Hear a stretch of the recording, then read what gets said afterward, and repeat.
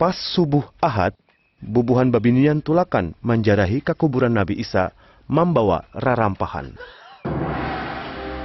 Bubuhannya takajut melihat batu panutup kuburan taguling. Pas buhannya masuk, sekalinya mayat Nabi Isa kadada lagi.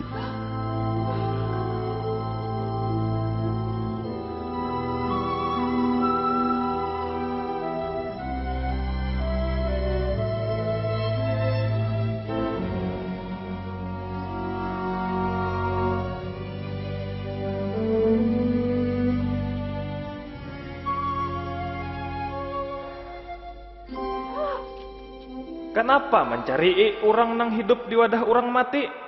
Sidin kadada lagi di sini. Sidin sudah hidup pulang. Ingatakan ja panderan Sidin nang samalam.